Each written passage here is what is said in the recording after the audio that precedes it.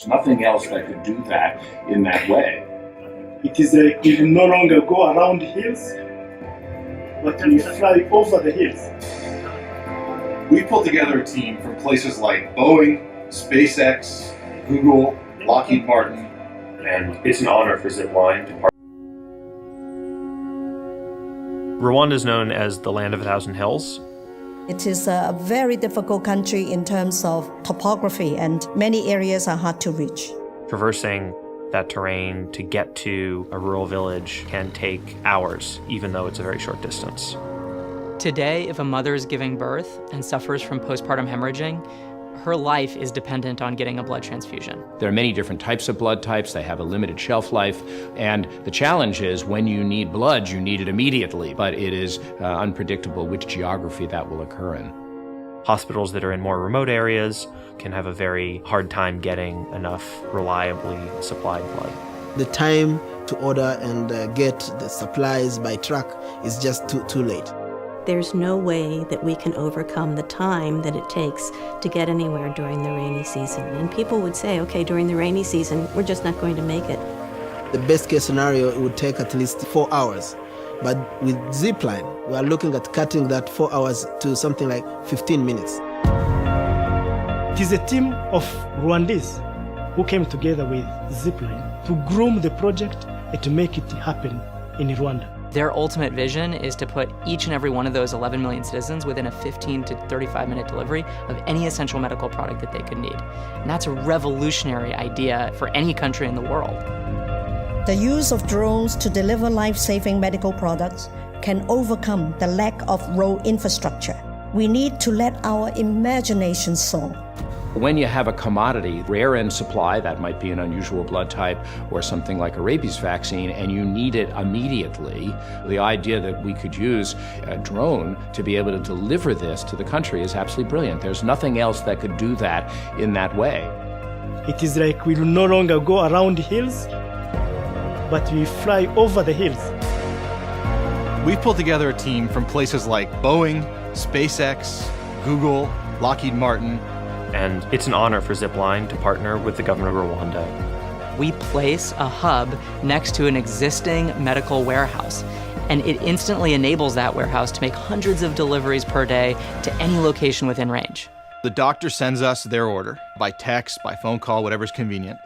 Somebody identifies the need and then prepares the package, puts it on a drone. Then we take that vehicle and we put it through pre-flight tests. It's launched. Flies automatically out to the clinic. The path has been already calculated, it's in the computer. And then they'll receive a text message saying, Zip is 2 minutes away, please walk outside. It drops the packet, somebody goes and collects it. It turns around, it flies home, and then we get it ready for the next delivery. Our service not only makes it possible, but also affordable for countries to deliver reliable access to essential medicines for all of their citizens. What we are looking forward to see here is saving lives. This isn't a small step forward. This is a transformational change to how we provide medical care to people across the world.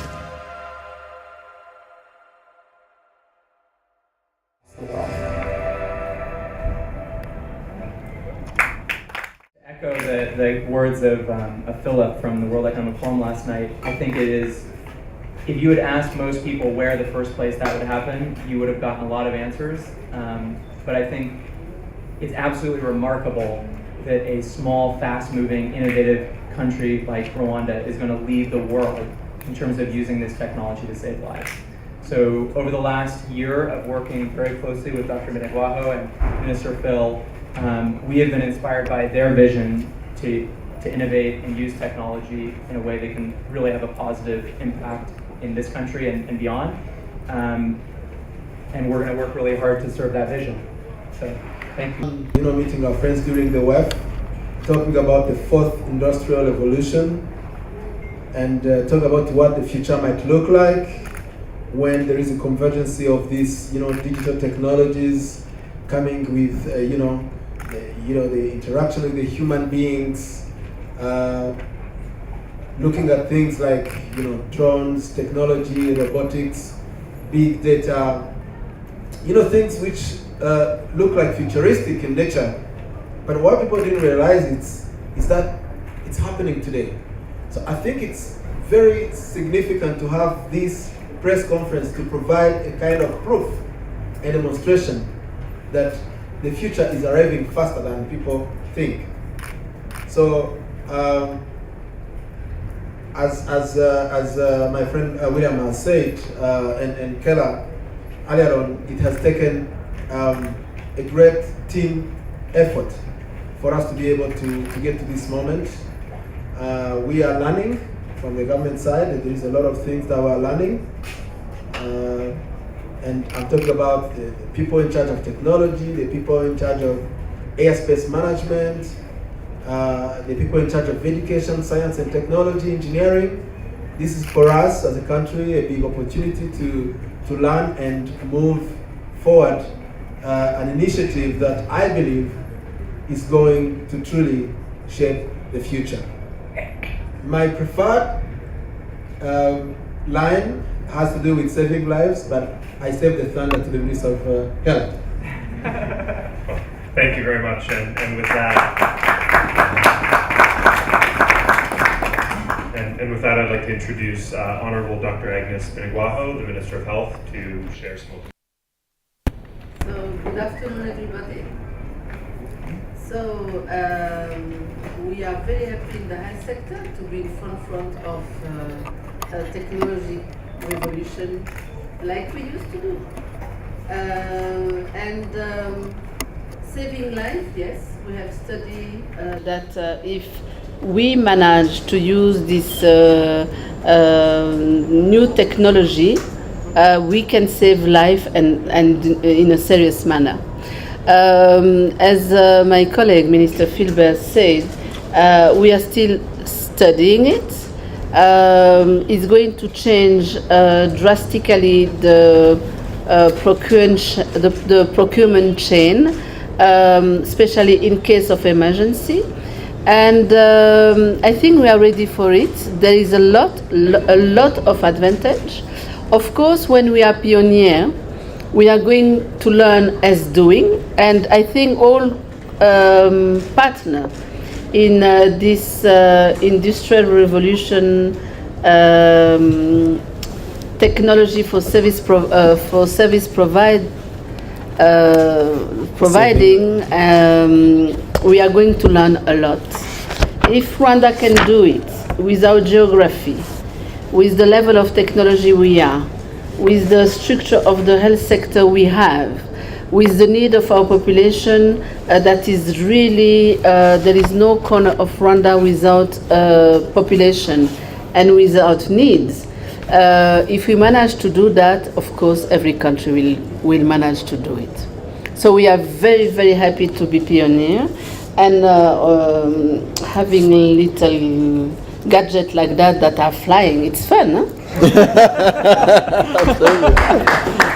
To talk about some of the things that I've learned myself during this process. You know, when this project started, I had no vocabulary at all to be able to talk to the people that are in charge, for instance, of our air safety. So through the interaction with the Rwanda Civil Aviation Authority, I've learned, about the airspace management, controlled airspace, the things that are allowed within 20 nautical miles. I didn't know what a nautical mile is. Now I know. So I think you are right. It's a process of learning. Now when I see any scientific paper about drones, I have to read it. But I think what we are looking at in future is also to partner more tightly with our higher learning institutions, to have our young graduates doing internship with Zipline. They are employing some of them. I think knowledge will naturally sort of spread in Rwanda first, and then further, just because of the proximity and of the fact that we are the ones hosting this initiative. There are several benefits that we are looking to get from this initiative. Of course, saving lives is number one. But the other thing is, as it's been explained, is the knowledge, the science, and of course later on even the export potential exporting technology, exporting this, talented human capital that we have trained as these kind of projects gain scale beyond our country.